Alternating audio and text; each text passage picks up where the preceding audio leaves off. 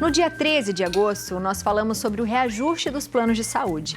A gente viu que a Agência Nacional de Saúde Suplementar definiu para 2024 um teto de 6,91% para o cálculo. Foi utilizada a metodologia que vem sendo aplicada desde 2019, que combina a variação das despesas assistenciais com o índice de preços ao consumidor amplo. Os dados foram verificados pela Secretaria de Reformas Econômicas do Ministério da Fazenda. E a preocupação dos consumidores é com relação a reajustes abusivos. Como o nosso tempo é curto, hoje o advogado especialista em plano de saúde, Elton Fernandes, voltou para responder algumas perguntas e nos ajudar a entender a importância desse reajuste. Seja bem-vindo de volta mais uma vez. Boa tarde, doutor. Boa tarde, doutor. Tudo bem? Boa tarde, Léo. Prazer estar aqui novamente com vocês. É uma honra para mim estar aqui sempre. Nosso. Obrigada, doutor. Doutor, só para a gente recapitular. Falamos dos reajustes. Eu queria que você explicasse um pouquinho como é que ele é feito e como que a gente consegue identificar se isso está pesando no bolso. Legal. É assim, a gente tem basicamente 2 reajustes em plano de saúde. A gente tem reajuste anual e a gente tem faixa etária. Qual que é a diferença entre eles? O anual, todo mundo sofre. Não importa a sua idade. Bebê, idoso, todo mundo a mesma coisa. E a faixa etária, de acordo com o envelhecimento daquela pessoa. Hoje o limite da faixa etária é os 59 anos, é a última faixa etária prevista no contrato.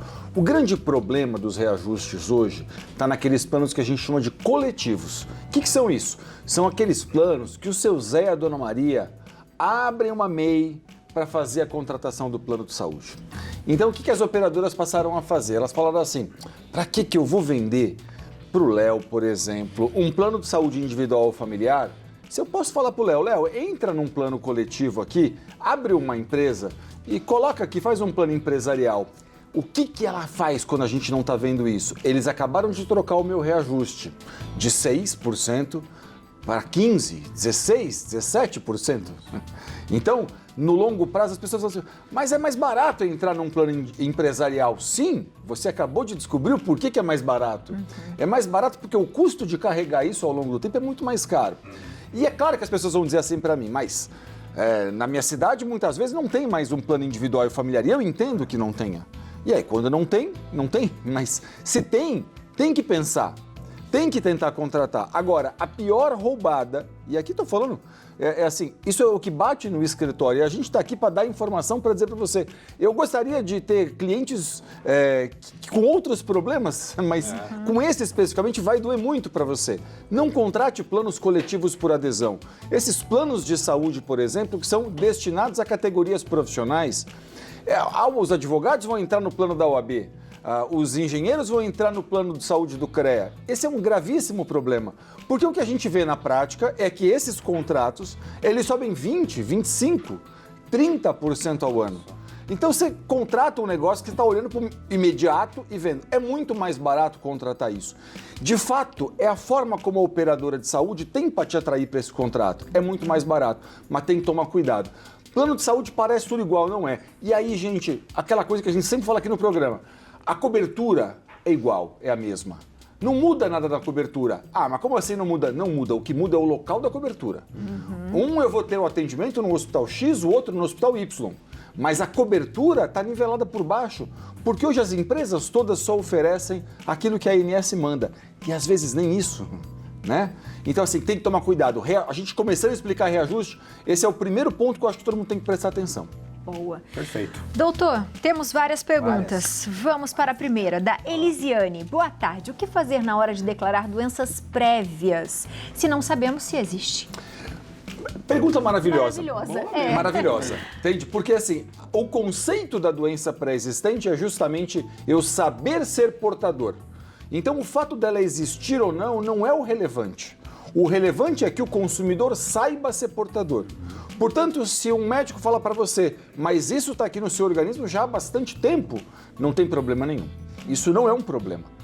O problema é eu saber. Então é mais ou menos assim, é como se eu pudesse tirar uma fotografia da mente daquela pessoa no momento que ela está assinando o contrato e digo, ela sabe que está doente ou não sabe? Sabe, danada, está me escondendo.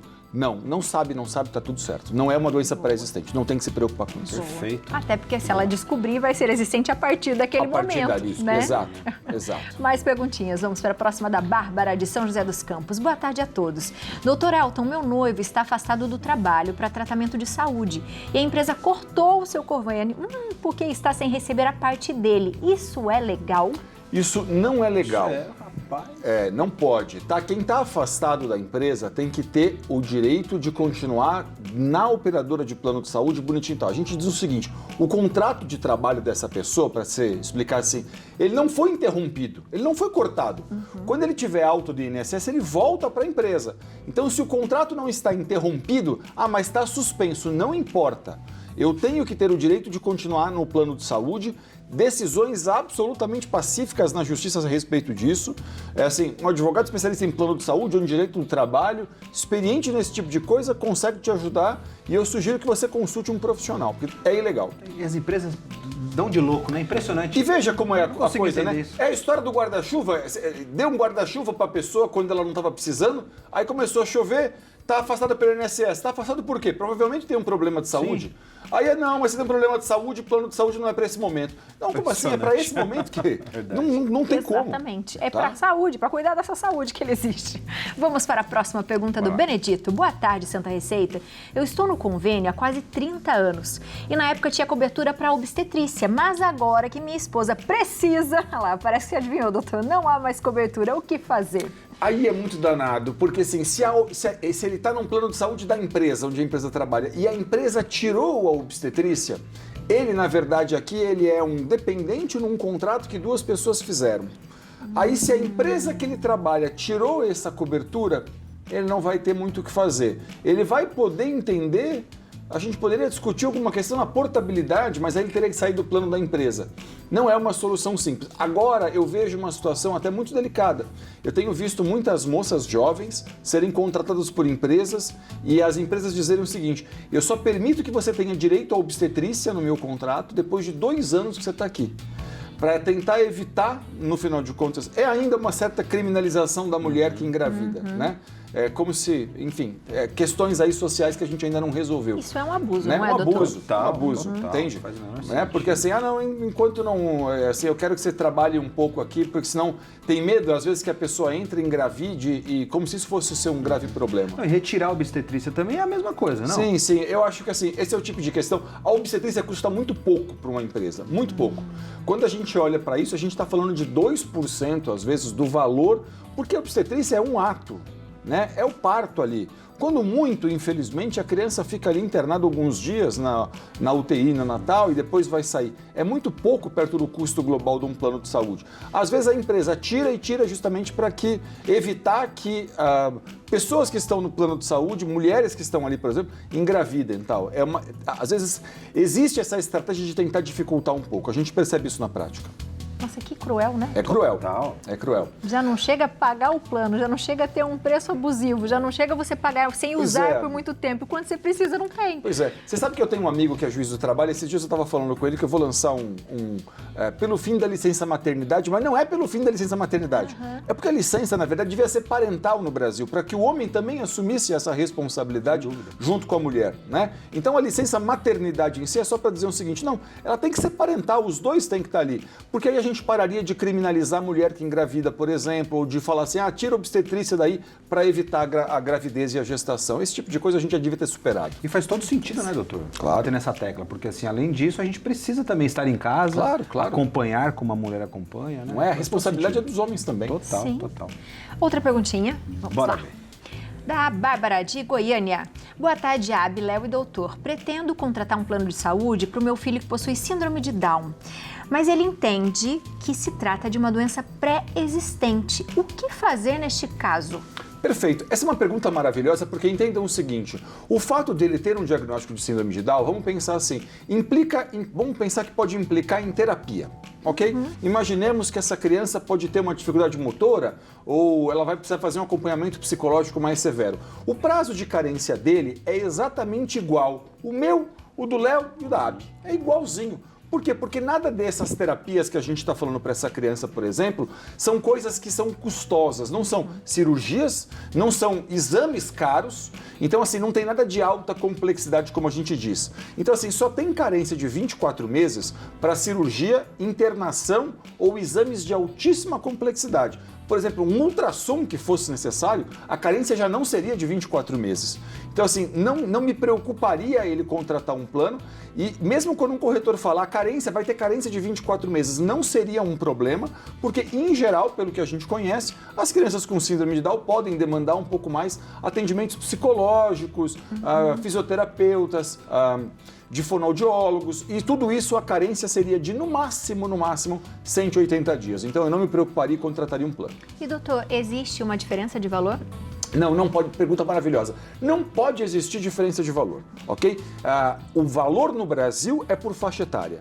Então assim, cada um que está numa mesma faixa etária vai pagar o mesmíssimo valor. Não importa aqui se um fuma ou se um não fuma.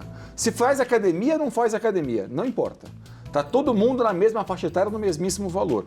É uma das questões até que se discute muito, tal, mas ainda a legislação deixa claro, é faixa etária. Doutor, e foi estranho ser síndrome de Down ser uma doença pré-existente? Pois é, isso pode ser considerado, no final de contas, eu imagino que a síndrome de Down possa ter um CID, e aí a operadora de saúde tenta enquadrar aquilo como, deve ser uma doença pré-existente e tal. Ao bem da verdade, a gente não deveria olhar assim, porque a síndrome de Down não é uma doença, né? Mas eu acho que a operadora de saúde olha e fala assim, mas tem um CID específico para classificar, por exemplo, não a síndrome de Down, mas a criança tem alguma dificuldade de coordenação motora, não sei. Tem um atraso de fala, de repente, e ela vai tentar classificar isso dentro de CIDs específicos. Então, às vezes ela não está enquadrando propriamente a síndrome, mas os probleminhas que tem que estão ali dentro, tá? Mas assim, não se abale com essa questão, porque tem direito de fazer a utilização depois de, no máximo, 180 dias. No máximo. Perfeito. Que é a mesma carência que nós três cumpriríamos para fazer esse tratamento. Não tem diferença nenhuma. Boa. Tá? Outra perguntinha, vamos lá. Evandro, de Recife. Sou paciente super obeso, com dificuldade de locomoção devido a uma cirurgia recente no pé. Gostaria de saber como posso garantir o meu direito do atendimento domiciliar com curativo, fisioterapia, uma vez que o plano de saúde alega ter encerrado o acompanhamento. Perfeito. Olha que pergunta interessante, né? Porque o Evandro já está colocando uma questão que ele estava em acompanhamento, então, pelo que ele está colocando aqui, e aí a operadora de saúde parece que interrompeu. Se não mudou a condição do Evandro, se a condição dele continua na mesma questão ou continua até se agravando eventualmente, ele não pode ter interrompido o tratamento dele, e isso me parece uma questão até bastante lógica para um juiz de dizer, as condições são as mesmas, não mudou nada na minha vida, não melhorei, infelizmente, né? Para ser, então não posso tirar. Mas o fato é o seguinte, home care, ou essa assistência domiciliar, como a gente fala, basta que eu tenha, na verdade, a cobertura que vamos falar assim, eu vou ser internado em casa, aquela pessoa precisa ser internada em casa porque ela vai substituir a internação do hospital pela de casa. Bacana. Se isso está acontecendo, o médico tem que prescrever e explicar que não é uma comodidade do paciente, é um imperativo clínico, né? O caso desse paciente, por exemplo, ele está dizendo para a gente, eu não consigo me locomover até lá. Então o médico pode fazer essa justificativa a fim de que ele possa, por exemplo, solicitar para a operadora o tratamento em casa. Porque aí para casa pode ir eventualmente a fisioterapeuta, pode ir um eventual enfermeiro se necessário. Todo mundo tem esse direito. Eu quero ser internado em casa em substituição à internação do hospital. Sempre o médico precisa prescrever, sempre, é essencial. Agora, aí eu preciso ter cobertura hospitalar. Se eu tenho o direito de ser internado, eu tenho o direito de ser internado em casa se houver prescrição médica. No caso de um fisioterapeuta, por exemplo, a mesma coisa, mas aí ambulatorial. Eu tenho o direito de fazer essa fisioterapia no ambulatório? Tenho. Então, mas por um imperativo clínico, eu preciso que seja feito em casa. A justiça tem acolhido isso com tranquilidade. Boa, porque é direito, você está pagando por isso. Está pagando por isso. Outra perguntinha, da Antônia Barbosa. Boa tarde, doutor Elton. O que eu devo fazer se o meu plano de saúde se recusar a cobrir uma cirurgia ou um exame? Procure o doutor Elton, primeiro de tudo. Olha, eu diria o seguinte, a primeira grande questão para mim seria você exercer o seu direito de reclamar na ANS, tá? A ANS está ali para isso, você pode fazer essa reclamação lá, porque quando você reclama na ANS, você está botando pelo menos uma pressão em cima da operadora de plano de saúde que te recusou. Ela recusou, vai ter que fazer reclamação ali. Como é que você faz isso? Faz pelo telefone ou vai fazer pela internet, tá? A ANS vai pedir para você um protocolo de atendimento, você vai explicar a situação e eles vão abrir ali uma notificação para a operadora, automaticamente. Você deu o enter no computador, formalizou a reclamação, a operadora automaticamente recebe. Hoje, as empresas têm núcleos para tentar resolver essas demandas e tentar encerrar esses casos. Agora, precisa entender, por que recusou? Não, recusou porque está na carência. Precisa entender isso aí melhor, tomar cuidado. Não, recusou porque eles estão dizendo que não tem cobertura. Não, pera lá. Eu voltaria no médico, pediria que ele refizesse o relatório, vai para a ouvidoria e tal. Não resolveu a ANS, a ouvidoria da empresa, nada? É hora de procurar um advogado. Aí eu acho que tem que procurar um advogado para entender o caso e, de repente, até ir para a justiça, a fim de que você possa discutir essa questão. Porque ninguém tem que se contentar com a recusa de um exame. Ninguém faz cirurgia ou exame porque simplesmente quer, né? Até porque a gente não está falando de cirurgia estética aqui, a gente está falando de cirurgias clínicas necessárias para a reparação de problemas de saúde. Então, tem que ficar atento com isso e lutar pelo direito. Boa. Vamos para a próxima pergunta. José Juliano. Boa tarde, Abiléu. Há pouco tempo abri meu próprio negócio e eu tenho 2 funcionários. Eu consigo contratar um plano de saúde sendo um MEI? Consegue sim. Boa pergunta, seu José. Consegue sim. Sucesso aí no negócio, aí empreender não é brincadeira. Então, né, sucesso para o senhor. E dá para contratar um plano de saúde via MEI. O senhor vai entrar numa categoria de plano de saúde empresarial, que é aquela que a gente falou assim, não é o melhor dos mundos, mas não é o pior dos mundos, tá? O negócio é tentar entender o que eu anteveria com um corretor, basicamente, é o seguinte, eu olharia assim, quais foram os reajustes desse contrato nos últimos anos? Essa é uma pergunta que a gente tem que fazer, que é importante, porque isso pode me permitir começar a fazer um cálculo e antever quanto isso vai custar para mim aqui e tal, né? Até porque você quer ofertar um benefício para o trabalhador que está ali, isso é maravilhoso, isso é muito importante, muito bom, mas vai ter que pensar, isso cabe no orçamento daqui a pouco? Como é que é essa questão? Eu olharia para isso, tá? Mas pode contratar, não tem nenhum problema. E é sinônimo de sucesso, viu, seu José? Porque se você está ajudando seu funcionário, com certeza o seu negócio terá sucesso, não é verdade? Acabou de abrir empresa, tem 2 funcionários e já quer, né, proporcionar isso para eles. Muito bom, que Deus abençoe. Agora são perguntinhas de hoje já. Vamos lá. Neuza, boa tarde. Possuo um plano há 15 anos pela empresa do meu marido, na qual está encerrando as atividades. Eu tenho direito a quanto tempo após o desligamento da empresa? Bacana. Neuza. Essa é uma boa pergunta. Senhora Neuza, é assim, o marido não está aposentado, né? Não, acho que não. Não falou que está aposentado. Acho que a empresa, pelo que eu entendi, a empresa está encerrando. Tá bom. É assim, se o marido foi demitido, por exemplo, ele vai ter direito de ficar até 2 anos no plano de saúde. Como é que eu faço essa conta? Como assim até 2 anos? É no mínimo 6 meses, no máximo 2 anos. Mas a regra é 1/3 do tempo que ele contribuiu com o pagamento da mensalidade. Você trabalhou lá 15 anos, contribuiu os 15 anos tendo alguma coisa descontada no pagamento para pagar o plano de saúde? Tá, legal. Prazo máximo de 24 meses, tá? Ah não, ele só fez isso no último 1 ano. Tá, então no mínimo 6 meses ele vai ter direito. Tá com um problema de saúde grave e tal, não sei o quê, vai ter que estudar portabilidade. Aqui no programa, já fizemos programa aqui no Santa Receita falando de portabilidade. Então assim, tem que olhar a regra de portabilidade se acabar esse prazo para poder migrar de plano de saúde sem carência. Isso é muito importante, a gente já tratou aqui no programa. Boa. Muito bom. Vamos para a próxima pergunta. Lotado de perguntas, doutor. Luciane, boa tarde. Eu tenho plano de saúde com direito à obstetrícia. Tenho 61 anos e não terei mais filhos. Posso pedir para modificar o tipo de plano?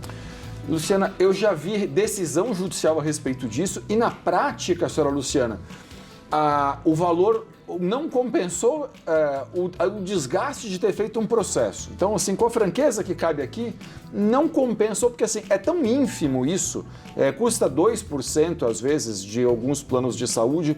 As operadoras entendem que não tem direito de tirar, porque elas venderam nesse combo. Alguém pode dizer assim para mim, por que homem tem obstetrícia? É porque pode incluir o filho quando nasce no contrato de plano de saúde.